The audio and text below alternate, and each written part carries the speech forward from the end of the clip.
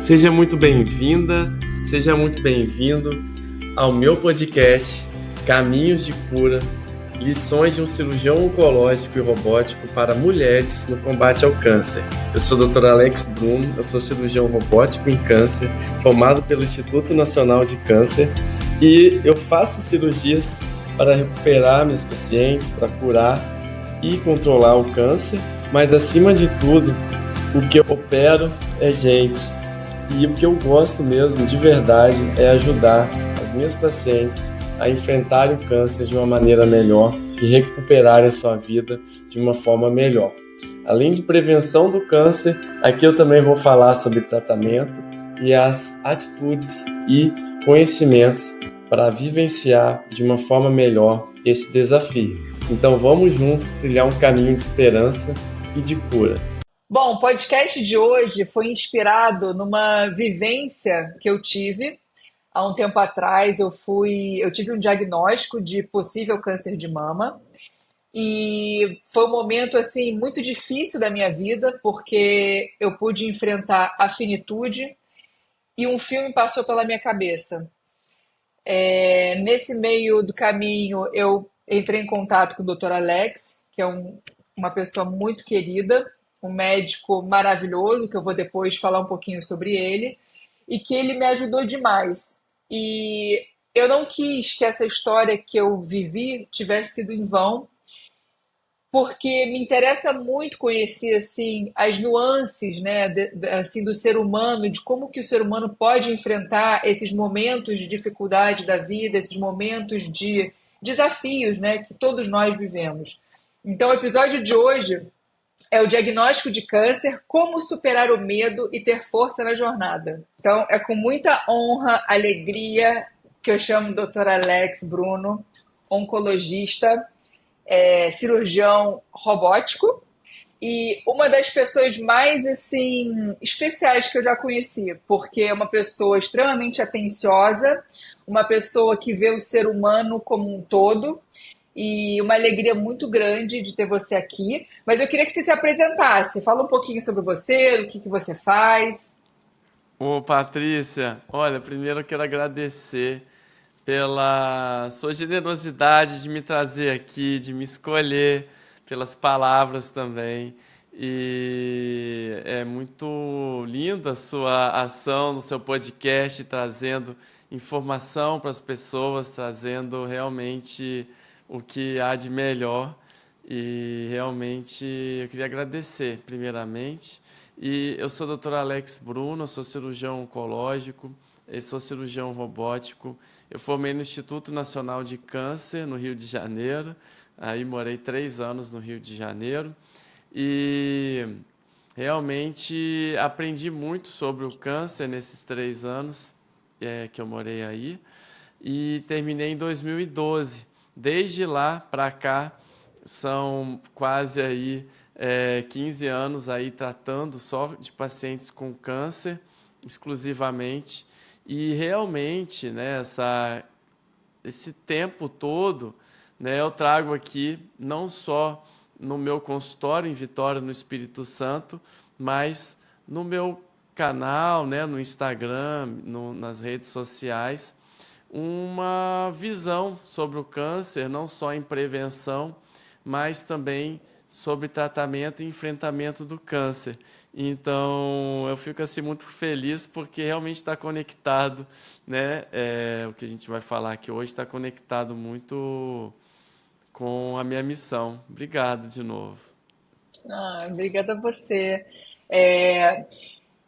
Eu queria que a gente pudesse focar não só na doença, mas que a gente pudesse focar na cura.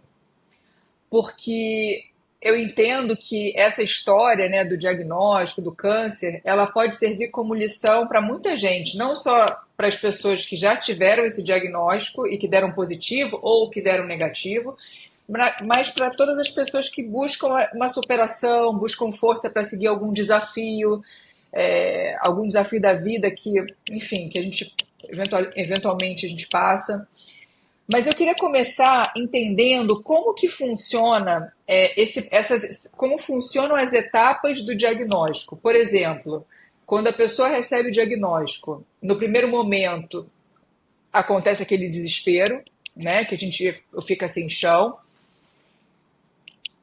Pelo que me parece, depois a pessoa começa a ter assim uma certa, bom, buscar informação, o que eu posso fazer. Depois tem uma certa resignação. E aí eu vejo que talvez venha o momento da força, né? De, bom, a partir de agora eu preciso tomar uma escolha, né? Muita gente, diante desse diagnóstico, escolhe seguir forte, outras sucumbem. Mas como é que funciona, assim, essas etapas? Desde de quando o paciente te procura, assim, até, assim, desde o diagnóstico até a cirurgia ou o pós, enfim, de quando ele vai para o teu consultório. Olha, essa pergunta ela é muito importante, Patrícia, porque realmente entre o paciente receber um diagnóstico ou uma suspeita de câncer, através de um exame, através de uma consulta médica, através de um resultado ali, que ela pegou ali e viu que tem um diagnóstico ou suspeita de câncer, tem algo alterado ali. Entre esse momento e a paciente efetivamente chegar aqui até comigo, dentro da minha experiência, esse período ele é muito difícil. Ele pode ser muito difícil. E realmente, quando a gente recebe uma notícia ruim, né, existe mesmo uma sequência que nem sempre é uma sequência com uma intensidade fixa para cada pessoa, ou nessa ordem. Existe uma sequência que é parecida com as fases do luto, né? Que a pessoa ali, de alguma forma, frente à doença, ela pode vivenciar ali aquele medo da morte que representa o câncer. Infelizmente, o câncer, ele tá na cabeça de muita gente conectado com essa palavra, né? Com a finitude. Então, conectando esses dois assuntos, né? Vem muito uma fase de negação, né? Primeiro, pode ocorrer uma fase de negação. Ah, caramba, isso não deveria estar acontecendo, não pode ser comigo, não é comigo isso, né? Então, esse momento é até um momento de alerta, porque a pessoa pode, às vezes, nessa negação, deixar para depois, ou minimizar um sintoma que ela está sentindo, como se fosse assim, não está tão ruim isso, vamos deixar mais para frente, daqui a pouco eu cuido disso, né? Então, realmente, isso acontece, sim. Não necessariamente por esse motivo, mas também tem questões da pessoa se priorizar, mas acontece da pessoa receber um diagnóstico, uma suspeita, ou mesmo sintomas que ela já vê que está ali e demora para procurar o médico. Então, veja como isso vai impactar também nesse paciente que vai chegar até a mim com mais rapidez para o seu tratamento e o sucesso do tratamento, né?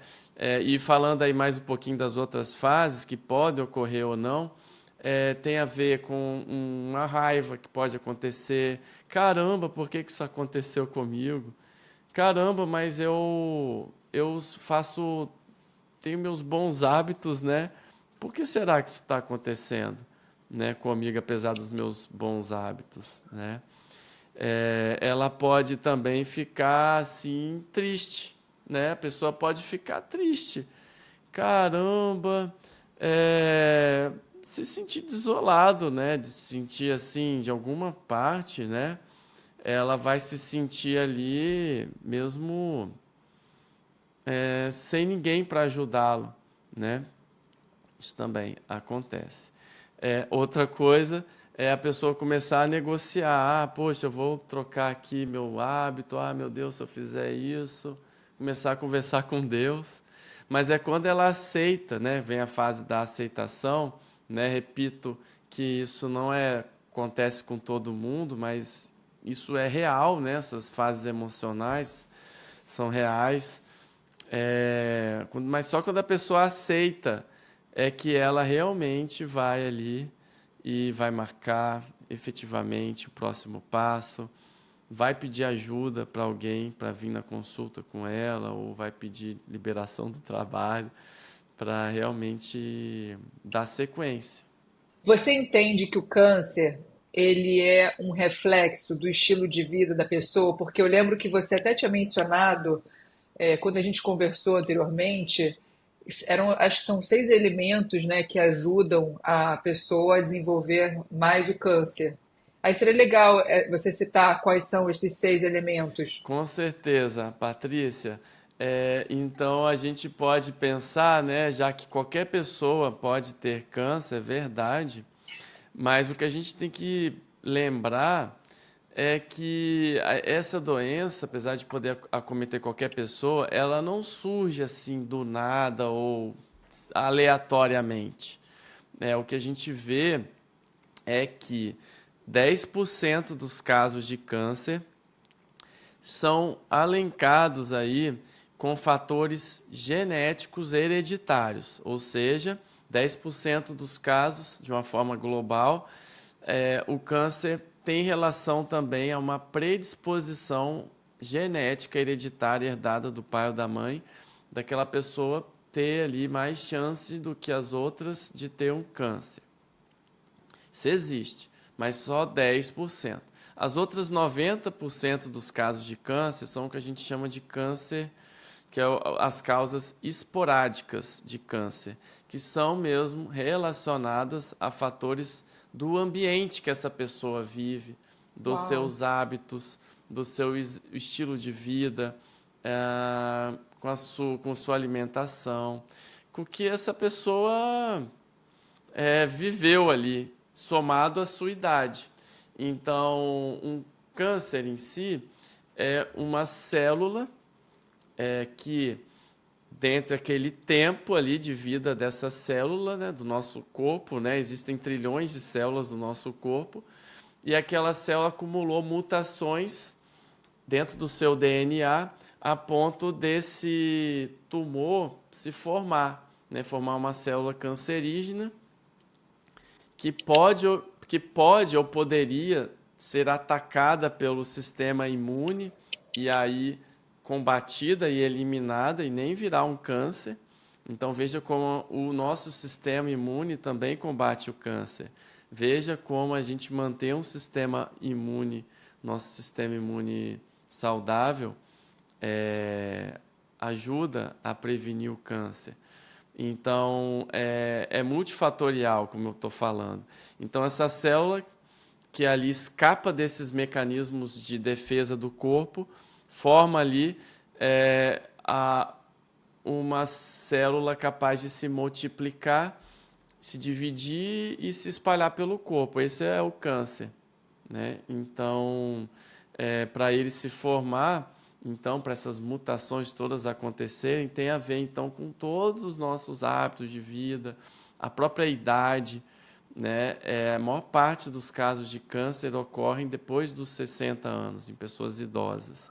Mas o que a gente está vendo nos últimos 30 anos e nas últimas décadas aí, até mais do que isso, a modificação do estilo de vida das pessoas, né? A industrialização. Então, tudo isso está causando até casos de câncer em pessoas mais jovens, cada vez mais. Isso também é outro fato importante para a gente entender que isso tem a ver com os nossos hábitos. Então, muita gente pergunta, doutor Alex, o que eu faço para evitar o câncer? Qual exame eu tenho que fazer, né? Mas o fato é que não é fazendo o exame, é necessariamente fazendo exames que a gente vai estar agindo na causa. Os exames, sim, vão ser importantes, depois eu posso falar um pouco mais sobre isso. Sim. Mas agindo na causa, se a gente olhar para a nossa alimentação, se a gente olhar para o nosso sono, nossa gestão do nosso estresse, se a gente olhar para o sedentarismo, né, combater o sedentarismo, se a gente olhar para que é a prática de exercício físico, se a gente olhar para o nosso controle do peso, a gente ter ali o peso, né? Então tem que procurar ajuda mesmo, procurar ajuda de pessoas, né? Endocrinologista, do nutricionista, para realmente cuidar disso. A obesidade é capaz de causar 13 tipos diferentes de câncer. E o ambiente que você se encontra, né, é relacional. Isso. Então, né, quando a gente fala de imunidade, né, parece uma coisa realmente que a gente não consegue mudar. Mas se a pessoa está se alimentando bem, se a pessoa está, por exemplo, dormindo bem, se a pessoa está cuidando de habilidades aí na questão aí de autopercepção, de autoconhecimento, lidar com o estresse melhor, ou pedindo ajuda para controle de doenças mentais, isso tudo ajuda a melhorar, por exemplo, o sistema imune, deixar a pessoa ali com seu organismo mais forte. Isso evita o Uhum. câncer também, né? Então, realmente isso é muito poderoso. Se a gente olhar para isso, E, a gente consegue evitar 42%, né, da chance de ter câncer e consegue eliminar em 52% a chance de morrer de câncer. Então isso é muito, uau, muito poderoso. sim. Agora, como conciliar uma coisa que eu penso muito assim, como conciliar a gente se prevenir contra o câncer, mas ao mesmo tempo não ter cancerofobia, que é ficar paranoico com medo do câncer. Ou seja, como que você entende que esse equilíbrio assim é o que? Uma certa idade, começar a fazer alguns exames? É, Fala um pouquinho assim, como é que a gente pode se precaver? É uma coisa que eu tenho muita curiosidade, porque me abrindo para você, o câncer ainda é para mim algo que eu tenho medo, né? Não é, depois até vou te perguntar sobre essa questão do medo, câncer, mas assim, não é para mim algo tranquilo, né? E eu sempre me perguntei, o que eu poderia fazer para me prevenir? Eu já entendi que a gente, né, tá sempre se cuidando, cuidar da nossa imunidade, ok. Mas existe algum tipo de exame que a gente deve começar a fazer a partir de uma certa idade? Mulheres, que idade? Homens, que idade? E porque assim, o corpo humano é muito vasto, né? Então, assim, e eu sei, assim, você uma vez a gente estava conversando e você me falou que eu achei super interessante que em cada região, às vezes isso muda de país para país, um determinado câncer é mais proeminente que outros. Você até falou um exemplo do Japão, enfim. Para o brasileiro, existe algum tipo de câncer que ou alguns, né, que são mais específicos, que a gente tem que tomar mais cuidado, por exemplo, no caso das mulheres, como fazer para ter esse equilíbrio? Olha, então aí, vamos partir do suposto aí que a gente está fazendo a nossa parte, né? Então, Sim, uma das coisas que eu falo aqui para os meus pacientes é isso, tá? Às vezes a gente está diante de um tratamento de câncer. Realmente a gente não tem controle do resultado disso, mas do que a gente tem controle, que é da gente estar fazendo a nossa parte, como eu falei, estatisticamente, comprovadamente, tem impacto muito grande em evitar o câncer nos nossos hábitos, no nosso dia a dia, aí a gente já pode começar a se sentir que a gente está no caminho certo, né? Agora vamos pensar então nos tipos de câncer mais comuns no Brasil e o que a gente pode fazer para a gente evitar esses tipos de câncer. Basicamente, tudo isso que eu já falei serve para todos. Mas vamos lá. Uhum. O tipo de câncer mais comum no Brasil é o câncer de pele. Esmagadoramente, Olha. o tipo mais comum é o câncer de pele. Hoje são esperados para esse ano 704 mil novos casos de câncer no Uau. Brasil. É muita gente, né? E desses aí, a maioria esmagadora é câncer de pele. Então, o câncer de pele mais comuns, né? Os tipos mais comuns, eles não são assim cânceres que matam. Eles muitas vezes podem ser retirados e tratados com muito sucesso. Existe o câncer de pele chamado melanoma, que corresponde a 3% dos casos de câncer de pele. Esse sim é relacionado a 90% das mortes por câncer de pele no Brasil. E esse é bastante temido, mas mesma coisa. Se a gente faz o diagnóstico precoce, as chances de cura são altíssimas, superam 95%.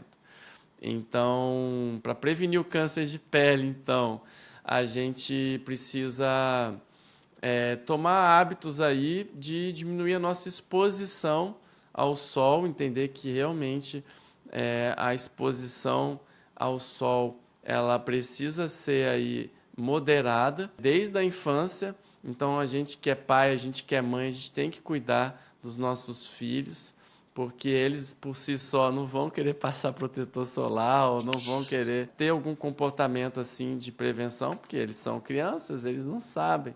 Mas a gente como pai, a gente pode, né, ajudá-los. Então, basicamente evitar o sol aí entre 10 e 16 horas da tarde. Evitar, que eu digo, é nesse horário entender que se você buscar aí a sombra, né, se você buscar aí com a roupa adequada, usar um boné, quem é carequinha, vai usar um boné, uma viseira, passar o protetor, né, reaplicar ali com 2 horas depois, se você ainda está ali na praia, ou se você vai se molhar, né, se molhou, reaplica, né? Seca o corpo, reaplica o protetor. Sempre entendendo que existe uma escala. A construção oferece maior proteção aos raios ultravioleta, né, do sol. Roupas adequadas, em segundo lugar. E em terceiro lugar, se você está de biquíni ou está de sunga, é o protetor solar. Passar o protetor, e hoje tem aquelas camisas, né? Eu uso muito aquelas camisas que eu acho Eu uso difícil também, vou passar ver. protetor nas costas e resolve. Então é isso. Outra coisa é você ir no dermatologista uma vez no ano. A gente tem que ter esse hábito aí, principalmente depois dos 40 anos aí, principalmente aí, pensar em pelo menos uma vez no ano no dermatologista, Uhum. ou se surgir, né, alguma lesão, alguma coisa que está te incomodando. Lembra que nem tudo vai ser câncer de pele, mas se você não se deixar para depois, você pode sim se beneficiar muito disso. Agora, passando Uhum. aí para os tipos de câncer mais comum nos homens e nas mulheres, fora câncer de pele, melanoma, é o câncer de mama nas mulheres e o câncer de próstata nos homens. Então, para mulheres, de maneira geral aqui, não vou entrar muito em Uhum. detalhes, mas a partir dos 40 anos, fazer mamografia e ir fazer a sua consulta anual com o ginecologista ou mastologista para ele examinar a sua mama A mamografia é todo ano, né? anualmente, Uma vez ao uma ano. vez ao ano, que aí ela é uma complementação do exame físico. Então o médico precisa examinar realmente sua mama, né? Você que está ouvindo que é mulher, e pedir o exame, não é só o exame, né? Tem o exame físico que é importante. Aí ele vai Uhum. complementar ou não com a ultrassom. E para o homem, né, para os homens ainda da população geral, essa recomendação que eu estou dando, essa que eu falei primeiramente das mulheres, mas para os homens, a recomendação geral é a partir dos 50 anos procurar o seu urologista para fazer exame de toque, exame de PSA anualmente também. Aqueles homens que são negros ou mesmo que tem histórico aí, algum parente de primeiro grau, irmão ou pai, com câncer de próstata antes dos 65 anos, esse deve procurar a partir dos 45 anos. E aqueles homens que têm dois parentes de primeiro grau com câncer de próstata antes dos 65 anos, esses devem procurar antes, com 40 anos, começar já seu Uhum. segmento aí. E lembrar que câncer de mama e câncer de ovário, para quem tem parente que não, né, às vezes a família tem mais mulher do que homem.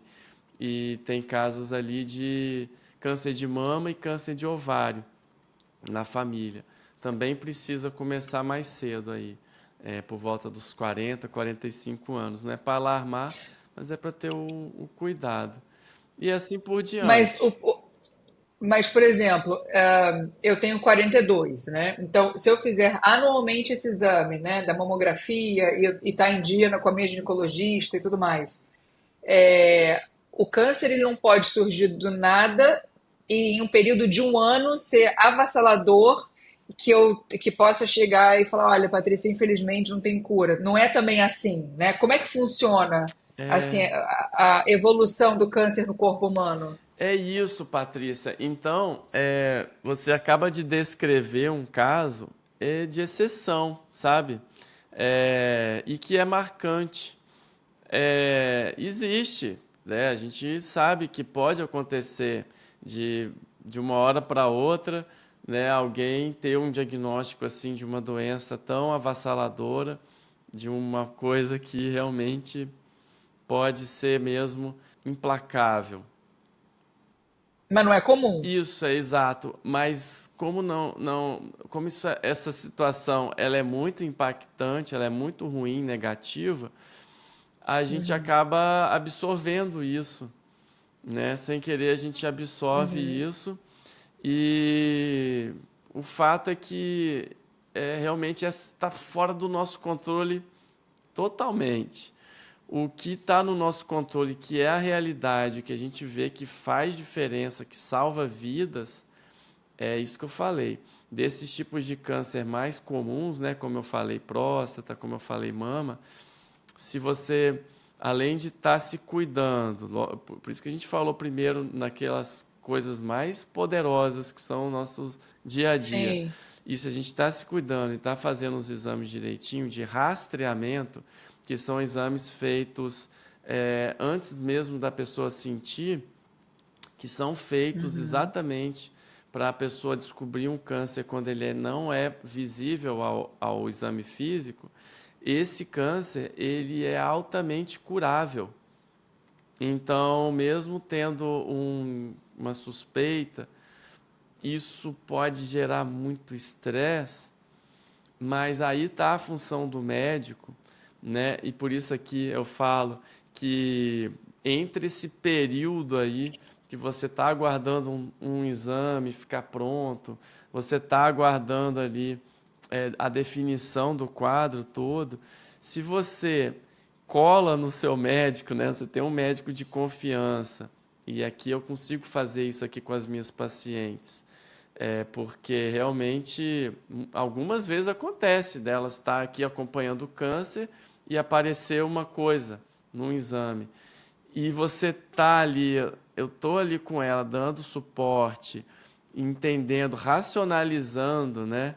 Porque a nossa mente ela às vezes associa, né, a câncer, a metástase, a quimioterapia, a radioterapia, a morte. E tem um médico que fala: olha, esse caso seu, a chance de dar certo é muito grande, né? Que é a informação que você falou. Então uma das coisas que combatem o medo, né, do câncer, além do fato da gente entender que a gente já está dando o nosso melhor, já está fazendo a nossa parte, é a informação. A informação. Qual é o meu caso? Esse exame aqui, qual é a informação certa, personalizada para o meu caso? né? Que infelizmente a gente não consegue isso ainda, né? Pelo chat GPT ou mesmo pelo Google, né? Google. Então isso pode ser muito danoso. Mas se você tem um médico que vai te dar informação precisa sua, com informação, o medo vai caindo, vai saindo aí daquelas 90% do medo que é irreal, de coisas que não vão acontecer ou não aconteceram. Vão sobrar Olha. 10% daquelas coisas que a gente vai ter que lidar. Ó, a gente vai ter que. Caramba, mas é muito grande isso, essa É porcentagem. muito Nossa. grande, Patrícia, porque o nosso medo, ele está enraizado com o nosso instinto de sobrevivência, né, de luta e fuga, e que a gente fica ali pensando em coisas lá na frente que nem aconteceram e coisas que já aconteceram, né, de ficar se culpando, ah, mas eu deveria, ah, meu Deus, não era para ser assim, né, que eu fiz de errado. Então, todo esse barulho mental aí que dá medo, né? Agora eu vou sofrer porque eu não fui assim, que eu não fui assado. Então, tudo isso é irreal, né? 10% dele a gente vai ter que lidar com ele, né? Então, se a gente está ali com o pé no chão e começar a lidar com ele com ações, né? Então, as ações, além das informações, também combatem o medo. No momento que eu tô, né? Por isso que depois que a gente aceita, né, um diagnóstico, depois que a gente aceita aquele exame alterado, entende? Não, peraí, o que que eu vou ter que fazer de concreto, né? Agora que eu me conectei com Deus, agora que eu me conectei com aquilo que eu tudo posso, com aquilo que realmente tem ali na minha mente ali conectado com a minha fé, de que aquilo pode sim dar certo, tudo certo daqui para frente. Aí eu vou começar a resolver. Aí eu vou me fortalecer para botar isso e dar um fim nisso, de alguma forma. Você falou uma coisa muito interessante para mim um tempo atrás, que você falou da sua missão. E que eu achei lindo, porque é como se a sua missão fosse além do médico, né? Do doutor Alex. É a sua missão como ser humano. E isso me interessa muito trazer para as pessoas, né? Esse seu lado humano.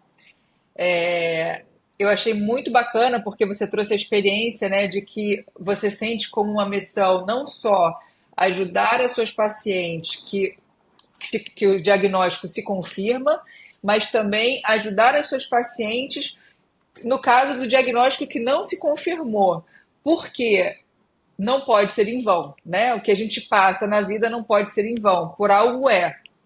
E me fala um pouquinho como é que você ajuda suas pacientes a enfrentarem o medo naquele momento da interrogação e ao mesmo tempo encaminhar os melhores pensamentos, seja para enfrentar o câncer ou seja para seguir de uma maneira mais evoluída, de uma maneira diferente na vida.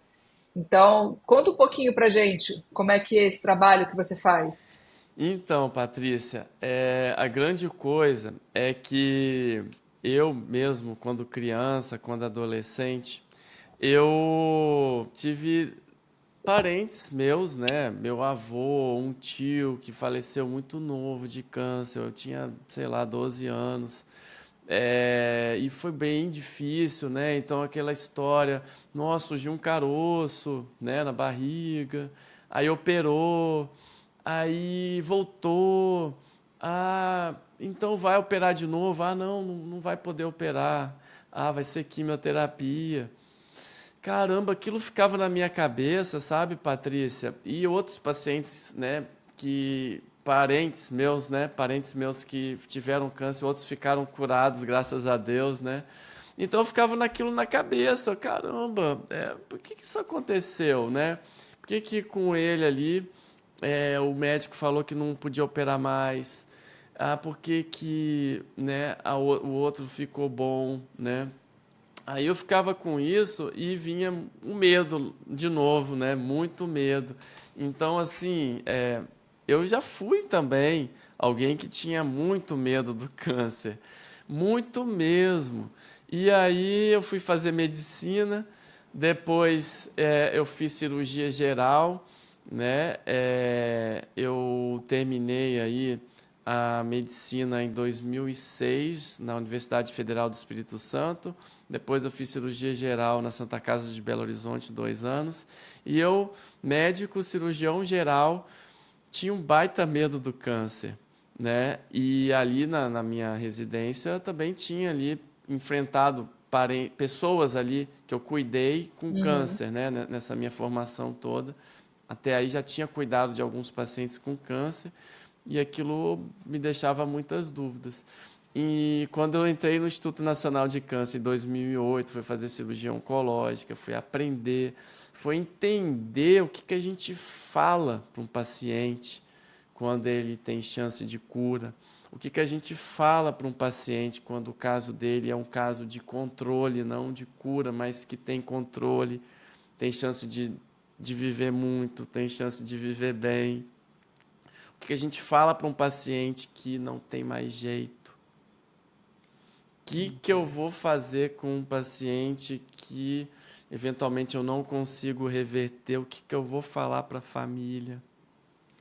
Então, no momento que eu entendi isso, que eu saí ali do Instituto Nacional de Câncer com essas ferramentas todas e sabendo operar de fato, fazer as cirurgias mais complexas, eu saí ali em 2012 e comecei a trabalhar. Comecei a trabalhar, trabalhar e sempre observando isso como aquela pessoa que já teve muito medo do câncer, que não entendia nada, mas que agora estava do outro lado, né? Cuidando e sendo ali parte da solução, né? Uhum. Eu me senti nessa missão de dar uma palavra a mais, de passar aqueles 5 minutos, 10 minutos a mais ali no leito do meu paciente, ou na consulta, ou no corredor do hospital, para dar aquela palavra a mais. Porque eu entendia que, assim como aquela pessoa, eu ou eu mesmo poderia estar passando por aquilo, mas eu já fui alguém que também não sabia nada. Então, no momento que eu fui fazendo isso, e eu já trabalhei 16 anos no SUS com muita gente, né? Eu trabalho hoje aqui no meu consultório em Vitória, no Espírito Santo, atendo aqui presencialmente ou por telemedicina, né? Pessoas do Brasil inteiro, até de fora. Mas Ah, que legal. e eu trago essa missão de não só ser alguém para trazer aquele conhecimento técnico que aquela pessoa está buscando, mas no fundo, quando um paciente procura um médico, ele não está querendo só aquele conhecimento técnico, ele não está querendo só aquilo. Ele está buscando ali uma compreensão, ele está buscando ser Um ouvido, acolhimento, né? o acolhimento. Então, não é só a dor física, tem a dor emocional, né? Então, quando eu comecei a entender que fazia tanta diferença esses 5, 10 minutos, ou mais até, que eu passava com o paciente, explicando com paciência e ajudando ele a absorver aquelas dificuldades todas, nossa, cara, isso fazia muita diferença para eles, né? E para mim como pessoa, como ser humano, né? Então Te comecei preenchia, né? demais, Patrícia, porque eu vi assim, cara, é isso, a solução é essa também. Finalizando a minha fala, eu realmente hoje, né, eu descobri que não só operar minhas pacientes muito bem, mas que eu também preciso acompanhar elas, assim, ser alguém que elas podem contar de verdade, a família mesmo, porque isso faz toda a diferença, total. Uma pergunta que me trouxe curiosidade. Você acha que você escolheu se tornar um médico especialista em câncer pelo seu medo pelo medo que você tinha, ou foi por algo diferente? Olha, Foi um enfrentamento?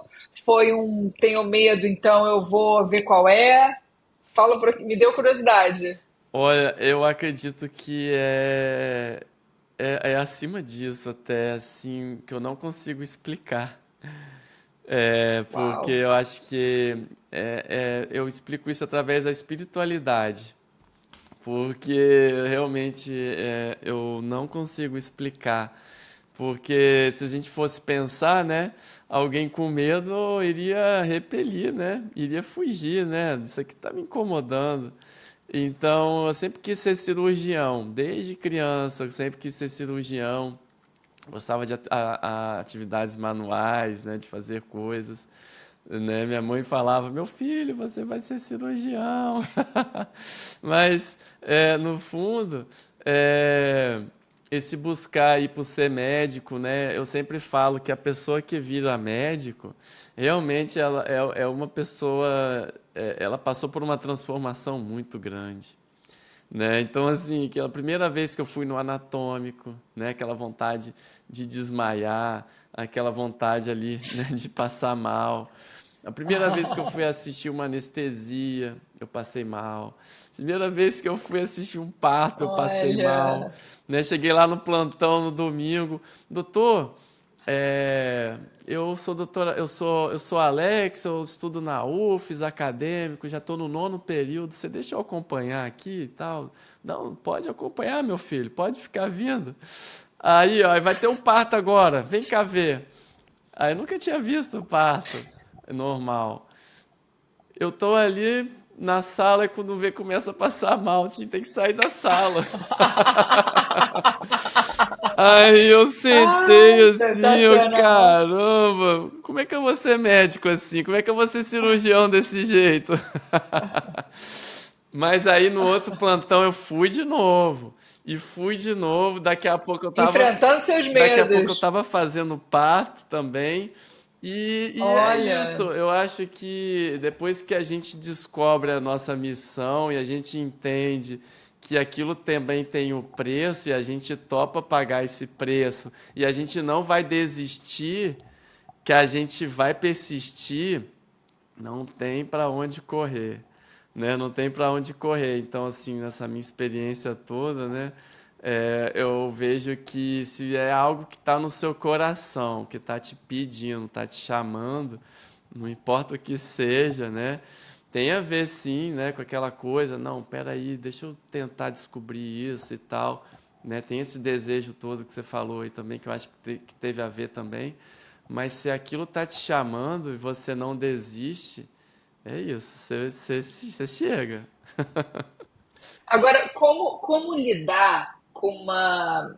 Eu entendi que você enfrentou o seu medo, ou seguiu a sua missão, ou um conjunto desses dois fatores, mas como que é para o seu dia a dia? Como que você lida viver o câncer todos os dias? Lidar com pessoas todos os dias que precisam da sua ajuda em relação a uma doença que traz muito medo para as outras pessoas, porque você pode já ter superado o seu medo, mas todos os pacientes que chegam até você, acredito eu, posso estar enganada, mas ou a maioria deve sentir ainda muito medo. Então, como é que lidar com esse dia a dia pesado, né? O que que você faz assim, até para quem estiver escutando, que está iniciando nessa profissão, ou até tirar como uma lição, né? Assim, o que que você pode sugerir para as pessoas que vivem um dia a dia pesado na profissão? Olha, então assim, como eu falei, né, no início, como eu já trabalhei muito, né, com isso, para você ter ideia, uma residência médica, ela tem no mínimo 60 horas semanais. Então, assim, e as residências de cirurgia geral, elas costumam até exceder um pouquinho isso. E natural, porque às vezes você está numa cirurgia, não tem como 6h30 acabou a cirurgia, deixa eu ir Acabou. embora. Não existe isso. Deixa o paciente Não aberto. existe. Então, é um período aí, né? A própria residência médica aí, foram 5 anos de residência médica, pesadíssimo. É plantão em cima de plantão, é muito aprendizado. Você realmente é um período de doação muito grande, seguido ali de um benefício muito grande. Você vira ali um super Uhum, especialista. Em 5 anos você é um mestre na cirurgia oncológica, por exemplo, né? Ou em outra uhum. área, na endocrinologia ou na cirurgia cardíaca, o cara vira um mestre, né? A repetição faz o mestre. Mas aí, é, nesse período depois, eu continuei trabalhando pra caramba, quase de domingo a domingo. Então, isso foi ali mais 10 anos subsequentes nesse ritmo. Então, chegou um momento que eu percebi que aquilo estava demais, né? Que isso estava realmente sugando as minhas energias, né? Porque eu queria para minha vida. Então, nesse momento todo, eu não estava conseguindo fazer minhas atividades físicas como eu gostaria, não estava alimentando bem, não estava dormindo bem, não estava gerindo o estresse de uma forma saudável. Imagina, muita Hum. coisa. Aí nasceu um filho, nasceu outro. Então, lá pro 2018 aí, mais ou menos, né? Eu fui percebendo que estava muito pesado, sabe, Patrícia? Muito pesado. Então, e principalmente depois que foi nascendo os filhos, porque acho que antes disso, você que é mãe, né, sabe muito bem do que eu estou falando. A nossa vida muda muito e a gente muda também Muito. nossas prioridades. E aí, Patrícia, então, já chegando na sua pergunta, eu comecei a olhar para o autoconhecimento e eu comecei a olhar para mim. Eu comecei a entender que eu precisava equilibrar essa equação. E aí, nisso tudo, né, eu fui ganhando experiência e fui entendendo como ser humano que sou, a minha energia, ela é finita. Eu posso ser um super cirurgião oncológico, mas eu não sou super-homem. Então, foi isso que começou a transformar em mim, entender que eu não era super-homem, que eu não precisava ali me esforçar além das minhas forças Uhum. naturais, né? Que eu sou uma pessoa. E eu comecei a equilibrar isso. Então eu fui entendendo a dar valor às pequenas coisas no meu dia a dia e entender que naquele dia que eu tinha, eu não poderia emendar um dia no outro, no outro, no outro, no outro, sem olhar para mim, sem parar um período de manhã e ler um livro que eu goste, né? Eu gosto muito de livro de autoconhecimento, né? Então comecei a ler aqueles livros das prateleiras de autoajuda, né? Que muitas vezes são é, discriminados, né? Hoje acho que nem na prateleira da livraria tá como esse nome mais, eu acho. Eu acho que não. De Eu autoajuda? acho que eles tiraram isso. Por, Sério? repara, quando você. Apesar que a gente nem vai mais na livraria, né? É, Agora é tudo online. mas reparo, tem umas livrarias aqui em Vitória, os livros esses que eu ia, que hoje que eu comprava, né, assim, às vezes escondido, assim, né, para ninguém, o que que vão achar de eu comprar esse livro aqui? O médico comprando. É, né, vários livros legais que hoje você vê lá naquelas prateleiras de autodesenvolvimento, né, que você vai lá no aeroporto, tá aqueles livros best-sellers ali, que as Aham. pessoas estão entendendo mais, né, a gente está mais aberto a isso. Então, no momento que eu fui olhando para mim, que eu fui entendendo que eu tinha que recarregar, que eu tinha que parar para ouvir uma música que eu gostava, que aquelas músicas que me recarregam energia, né, que eu praticar Uhum. um hobby, né, voltar a tocar com os meus amigos, que seja uma vez a cada 15 dias. que Você eu toco toca? baixo. Oh, não Eu sabia! voltei a Que tocar. Eu legal! voltei a tocar Que baixo. legal. Então, veja, é isso. Eu comecei a equilibrar essa equação melhor. Então, hoje, né, eu atendo aqui no meu consultório, eu consigo, então, parar com a minha paciente aqui, dar uma hora de atendimento com ela aqui, com toda a qualidade, com toda a energia. E agora, né, sofrendo essa transformação que eu passei, eu quero que a minha paciente traga isso também para a vida dela. Então, daquilo que você falou, da minha missão que eu vejo hoje também, é que, poxa, às vezes uma pessoa passa por uma suspeita de câncer de ovário, por exemplo, que eu faço aqui, e eu só vou poder dar a notícia para ela que não era nada, que ela está curada, né? Que é benigno, depois de uma cirurgia.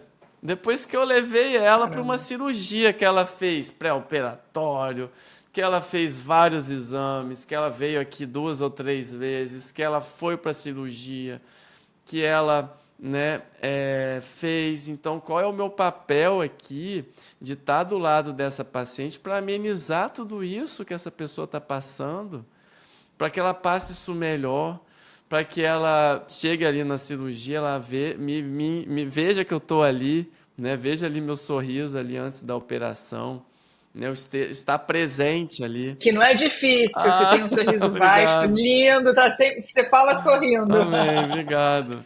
E quando eu estou operando, realmente cirurgia é o que eu mais gosto de fazer é operar. Então meus pacientes costumam falar: Nossa, doutor Alex, eu nunca te vi tão feliz.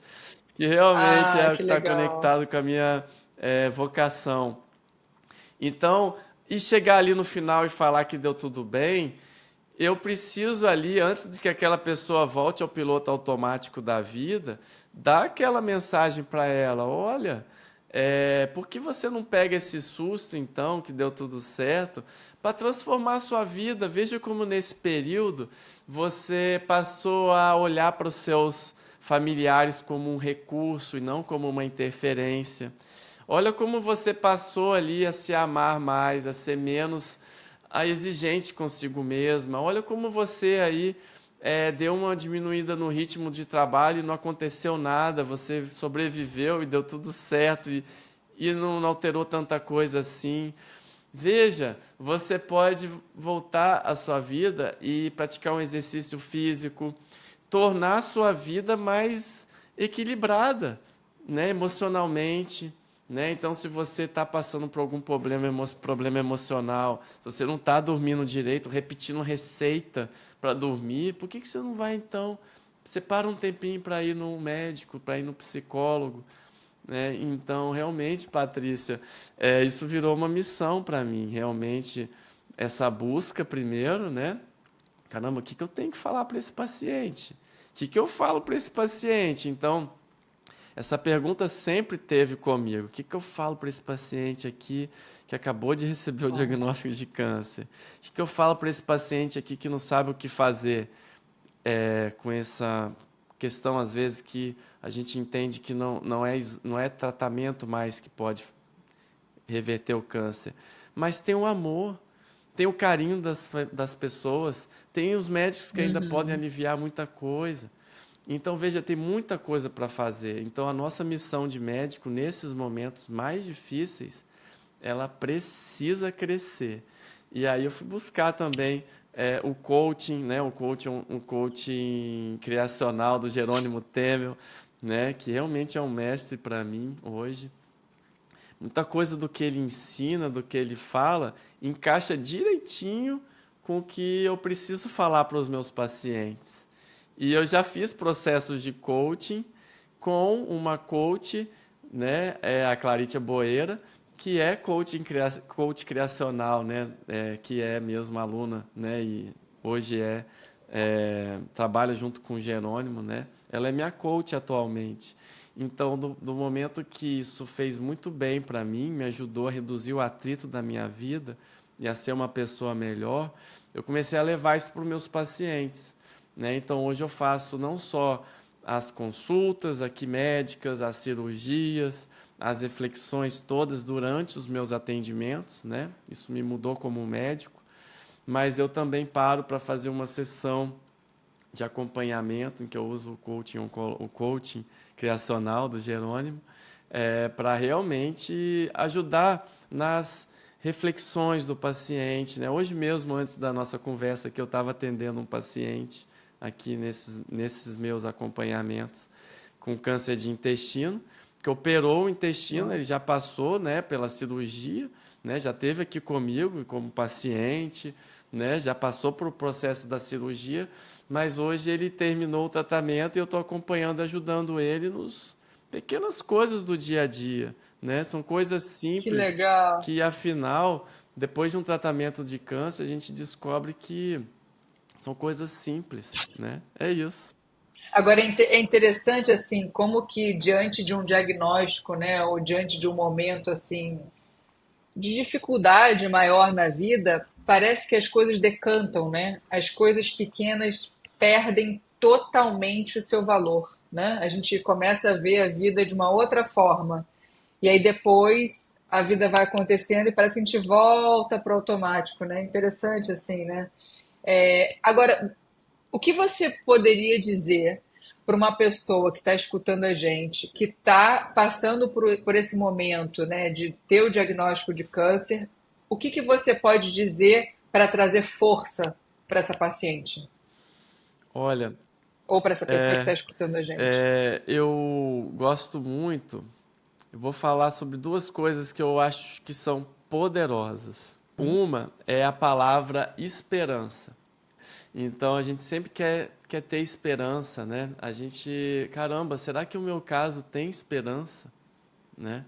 E esperança não é mesmo um sentimento, nem uma emoção. A gente pode entender a esperança, Patrícia, como uma trilogia. Quando a gente fala de câncer, a gente pode pensar nessa palavra esperança como uma trilogia baseada em metas, caminhos e ações. Então, se a gente for pensar nas metas, né, para você que está ouvindo e que teve um diagnóstico de câncer, você estabelecer e entender com o seu médico qual é o seu caso, né, entender o seu caso de forma concreta, né, para você ficar aí com os 10% que você vai ter que lidar, que é a verdade, né? Conhecereis a verdade vos libertará, né? Isso é bíblico. Então, quando a gente tem clareza do que a gente tem, a gente começa a reverter esse jogo. Então, as metas é você entender, não, peraí, esse meu caso tem chance de cura? Esse tratamento que vai ser feito tem intenção de curar? Ou esse tratamento tem intenção de controlar frente a uma doença que, nesse momento, para o ser humano, pode ser mais difícil a cura? Só de você entender isso, né, para onde que você está querendo ir, né, estabelecer essas metas e entender também o que vai ser daqui para frente, isso já vai te setar aí uma coisa, um alvo. Aí o caminho é você estabelecer o caminho, entender, olha, eu vou passar pelo pré-operatório, eu vou passar por esses exames, eu vou fazer uma cirurgia, depois eu vou fazer uma quimioterapia, se for o caso, e depois eu vou fazer uma rádio, ou eu vou depois ficar em acompanhamento. E entender que esse caminho, ele pode sofrer desvio de rota, né? Você está aberto para as possibilidades de Deus que são infinitas, né? Apesar de tudo, a gente traça uma rota, mas às vezes a gente tem que recalcular a rota e a gente tem que estar aberto para isso. Mas a meta, ela está ali, né? E o seu médico é que vai te ajudar nisso, os seus médicos, a sua equipe está cuidando de você. E as ações são as coisas que você vai fazer, não só fazer o que o seu médico está pedindo, né? Então, um paciente que tava conversando com ele, ele falou, doutor Alex, eu sou disciplinado. O que o médico manda eu fazer, eu faço. Porque as chances são que, se eu fizer o meu melhor, a chance é que eu vou ter o melhor resultado. E é verdade, né? Então, as ações, a gente precisa lidar com essas ações entendendo que a gente tem a nossa energia também, que vai ter um dia que a gente vai estar mais para baixo, vai ter um dia que a gente vai estar com a energia mais alta. E a gente fazer o nosso melhor nesse dia, isso vai ser poderosíssimo com o que a gente tem, fazer o melhor com aquilo que a gente tem. Então veja como se você tiver essa trilogia, você tem esperança. O seu caso tem esperança. E para quem está buscando a cura, né, doutor Alex, será que eu vou ficar curado, né? Muita gente fala, nossa, só depois de 5 anos é que você vai se considerar curado. Não. A cura, ela não é uma coisa estática, não é uma coisa assim, um mouse, aqui a cura. Não. A cura é o que eu chamo de processo de cura. O processo de cura, quando você está olhando para o rio, você está olhando para a água que está sendo renovada a cada momento. Então a cura é nada mais, nada menos que uma vontade de que seu corpo funcione em harmonia. Enquanto você tiver com seu corpo funcionando em harmonia, você está curada. Você está curado, você está curada. Então você pode sentir a cura hoje. Não precisa esperar dar 5 anos ou Olha, 10 para falar, olha, caramba, o câncer não voltou, estou curado. Não, olha o tanto que você está desperdiçando aí de energia positiva, de coisa que você está desfrutando hoje. Então a nossa vida não é no hoje, é no agora, né, Patrícia? Então o o poder do poder do agora. agora, de você estar presente, de você estar agradecendo a Deus por você estar vivo, você estar respirando, você estar comendo. E eu falo, isso não é da boca para fora. É de ter ouvido de vários pacientes minhas de falar, doutor Alex, depois que eu tive o câncer, a minha vida melhorou. Olha, Patrícia, caramba, é, eu já ouvi isso caramba. várias vezes, então eu falo isso com muita segurança, porque talvez lá naquela época lá que eu estava, lá quando era criança, eu nunca iria falar isso, nunca iria falar isso, mas eu vi, doutor Alex, a minha vida melhorou, eu passei a me amar mais, eu passei a ser menos rígida comigo mesmo, eu passei a me importar menos com problemas, coisas que não têm a ver comigo, que eu não tenho controle, Olha, né? Eu passei a dar valor para as pequenas coisas, para dar um cheiro no meu filho, nos meus filhos, no meu neto. Eu passei a que dar valor lindo. para as coisas ali, né, Patrícia, que são intangíveis, né? Afinal, né, amor, apreço, carinho, pertencimento, são coisas que o dinheiro não compra. Então, eu me sinto assim muito felizardo por trabalhar com câncer, né? Então, por isso, por sentir essa gratidão dos meus pacientes, por ver Deus na minha frente e por dar valor à minha vida com ainda mais força, né? Graças a Deus, eu agradeço a Deus, né? Pela minha saúde, mas essas lições elas são assim para mim impagáveis. Imensuráveis. É, Ah. E para finalizar, conta um caso assim de uma paciente de sucesso, de um caso que te tocou muito, que você assim, para alguém que estiver escutando, se inspirar nessa história. olha, Patrícia, eu poderia contar várias aqui, várias mesmo. Mas dentro do que você me falou aí, né? é, eu vou contar duas então, se você puder. Bora, quero muito ouvir. A primeira é de uma paciente que chegou aqui já tem, cara, deve ter uns 7 anos aí que eu cuidei, era uma senhorinha. Ela chegou para mim, aí ela tinha uns 82 anos, assim, na época que ela me procurou. E ela já tinha passado por 2 cirurgias antes da que ela me procurou, né? De câncer de intestino. É, e aí ela chegou com a sua família, sempre com a sua família, dando aquele apoio, né? Como é importante a família, né? E aí ela fez uma cirurgia. Cuidei dela, ela ficou boa por um tempo. Deu 1 ou 2 anos, o câncer voltou. E aí voltou numa região aqui, já da região inguinal, aqui nas ínguas. Não era dentro do abdômen. E aí eu fui e tirei aquele câncer.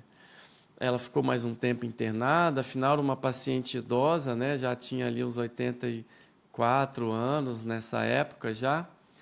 E sempre com a família, né? Então lidando com ela, com a família, naquelas internações, não, vai dar tudo certo, eu tô aqui com você. E ela voltou comigo depois, né? Continuou acompanhando. Uma senhorinha chegou nos seus 86 anos assim, o câncer dela voltou. Caramba! E aí já estava já numa fase que eu não conseguia, não podia mais operar ela. Eu não ia ter mais como reverter essa situação. Caramba, quando a gente está nessa situação, a gente realmente lida aí com a nossa finitude, lida aí com o nosso lado humano, né? Que eu não consigo controlar, né? Eu como médico, né? E que eu tenho ali que me lidar ali com o que é a vontade de Deus, né? Com o amor que sobra para a gente dar para ela, que a gente vai ter que dar com ainda mais atenção, com mais carinho, força. Então, nessas horas eu percebo que a minha missão de médico cresce. Pode ser até que alguém pense, caramba, mas você não tem nada mais para fazer. Eu tenho muito o que fazer. E eu lembro assim, né, depois de ter cuidado dessa paciente mais um tempo, né, com a doença dela ali, foi que acabou progredindo.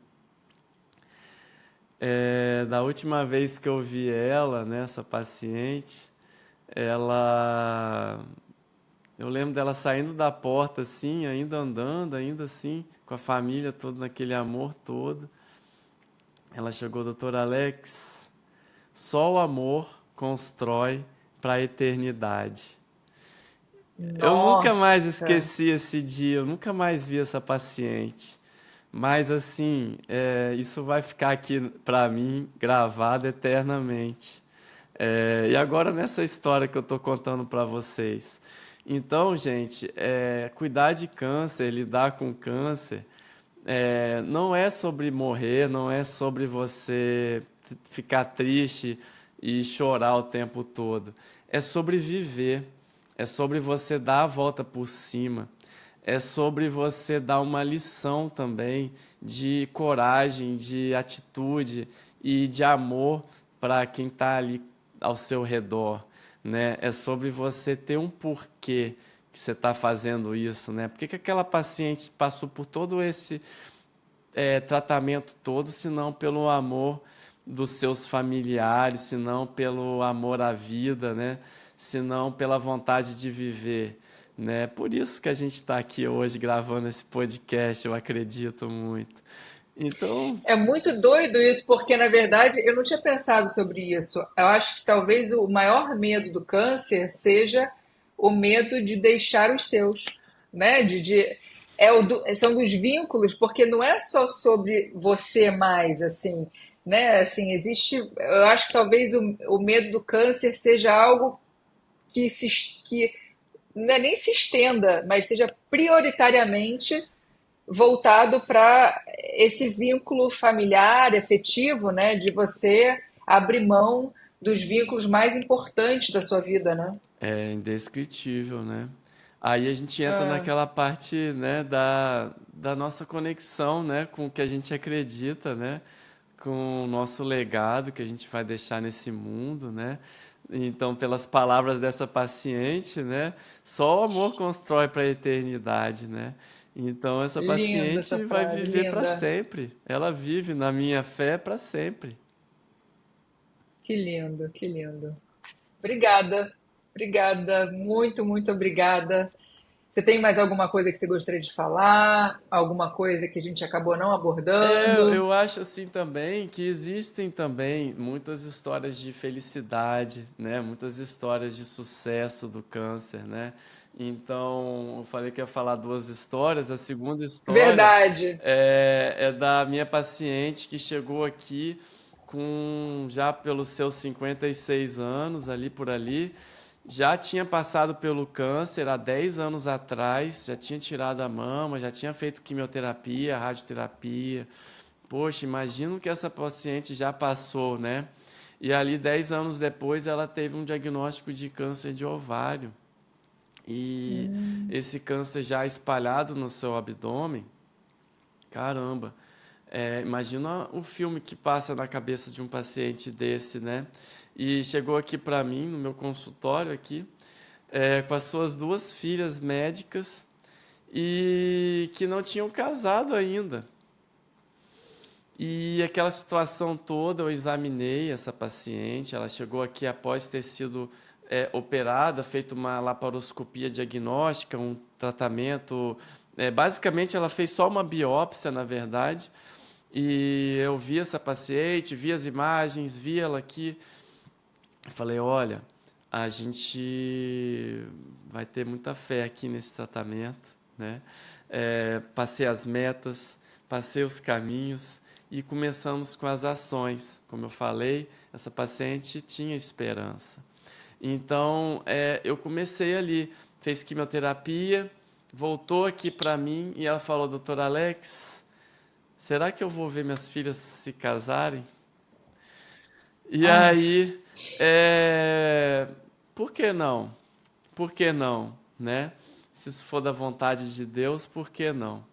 Então, foi para uma cirurgia, eu fiz uma cirurgia assim de 11 horas, uma cirurgia demorada. caramba. Eu tirei mais de 1.000 tumores da sua barriga, real. É aquela cirurgia que você começa e fica ali 11 horas, imagina, 11 horas do seu dia inteiro operando. Então é delicado, exige muito preparo, exige muita fé também. Cabeça, Cabeça, né? equipe, hospital, não é em qualquer hospital. E ali você chega, termina a cirurgia, você encontra os familiares ali, chorando ali, né, por ter ficado esse tempo todo de espera. Você ali, eles aliviados ali.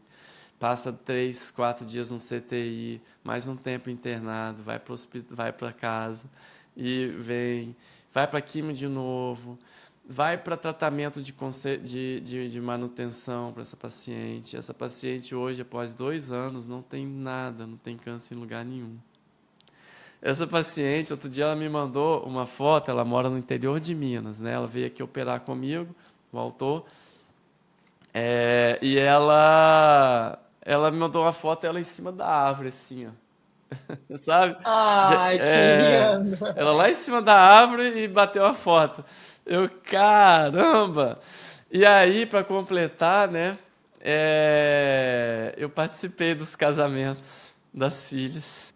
Então, Ah, Patrícia, no que dia que eu lindo. cheguei nessa festa e olhei, cara, eu falei, meu Deus. Obrigado, porque você me mostra a sua presença assim, na minha cara, escancarada. Eu fico muito feliz assim e me sinto assim muito felizardo por isso, porque ver Deus assim, desse jeito, não tem explicação. Então é essa história que eu queria dar, né, de esperança, de superação, que o câncer tem cura, que o câncer tem controle hoje cada vez mais. Então procure bons médicos, procure andar com pessoas que carregam, que te dão energia positiva. Procure fazer coisas que te tragam fé, que te tragam esperança, que te alimentam, que você pode pensar que parece uma longa jornada, 2 anos, mas é cada dia, sabe? Você só precisa olhar para cada dia e fazer o seu melhor naquele dia, naquele momento. E aí sim, com a sua fé, com a sua esperança, com a vontade de Deus, com a fé do seu médico, né? Isso vai dar certo, né? De alguma forma isso vai dar certo. É isso, Patrícia. Muito, gente, adorei, adorei. Obrigada, doutora Alex. Obrigada por estar assim sendo esse veículo do bem, compartilhando a sua história. É interessante assim quando a gente está conectado com a nossa missão, a gente sente Deus na gente, né? A gente passa a ser criador, não no aspecto assim, é o criador não só de si mesmo, de se tornar uma pessoa melhor, mas poder criar novas perspectivas para as pessoas, né? Novas realidades e colaborar na vida das pessoas.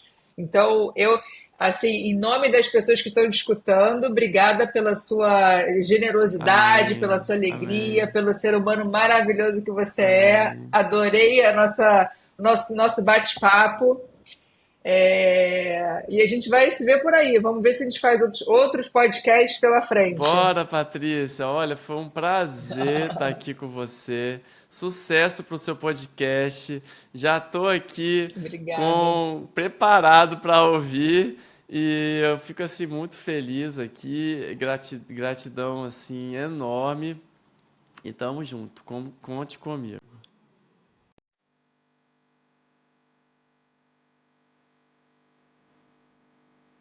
E agora eu quero te agradecer por ouvir o meu episódio e eu quero te fazer três pedidos. O primeiro é deixar seu comentário aqui embaixo dizendo como esse episódio te ajudou ou outros episódios estão te ajudando. E segundo pedido, encaminhar para alguém que pode estar precisando ouvir esse episódio. E o terceiro pedido é me seguir no Instagram e no YouTube. E até mais, até o próximo episódio.